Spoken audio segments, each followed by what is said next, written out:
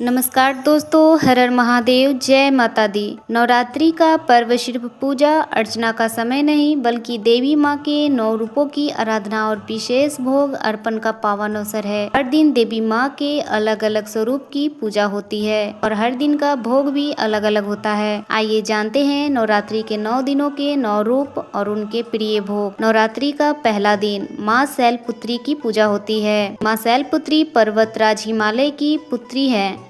वे शुद्धता और शक्ति की प्रतीक है। उनको शुद्ध घी का भोग लगाया जाता है। मान्यता है कि इससे रोग और शोक से मुक्ति मिलती है। दूसरा दिन माँ ब्रह्मचारिणी का पूजा होता है।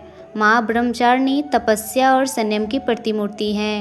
उनको शक्कर चीनी का भोग लगता है। मान्यता है कि चीनी का भोग अर्पित करने से दीर्घायु और स्वास्थ्य लाभ मिलता है। तीसरा दिन माँ चंद्रघंटा की पूजा की जाती है। माँ चंद्रघंटा शांति और समृद्धि की प्रतीक है। उन्हें दूध से बने व्यंजन खासकर खीर का भोग लगता है। मान्यता है कि इससे दुख दर्द दूर होते हैं। चौथे दिन माँ कुष्मांडा का पूजा किया जाता है। माँ कुष्मांडा को सृष्टि की रचयिता कहा जाता है।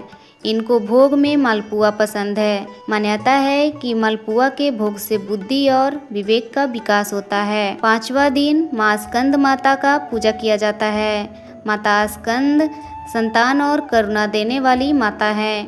इनको केले का भोग बहुत पसंद है। केले का भोग लगाने से शारीरिक रोग दूर होते हैं। छठा दिन माँ कात्यायनी की पूजा की जाती है। माँ कात्यायनी शक्ति और वीरता की प्रतीक है। इनको भोग में शहद पसंद है। शहद का भोग लगाने से आकर्षण और व्यक्तित्व में निखार आता है। सातवां दिन माँ कालरात्रि का दिन है। अंधकार और बुराई का विनाश करने वाली माँ कालरात्रि को गुड़ का भोग लगाया जाता है। माना जाता है कि इससे अचानक आने वाली मुसीबतें दूर होती हैं। आठवां दिन माँ गौरी का पूजा होता है।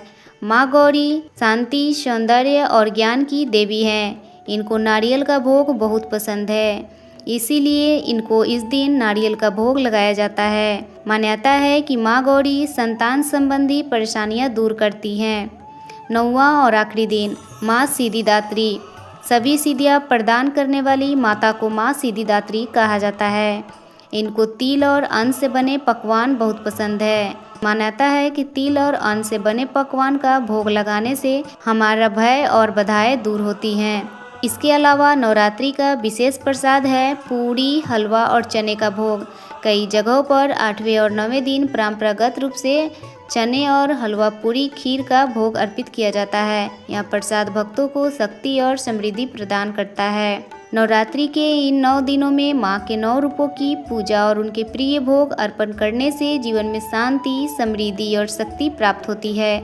हर दिन का भोग सिर्फ प्रसाद नहीं बल्कि एक प्रतीक है स्वास्थ्य, बुद्धि, शक्ति और समृद्धि का।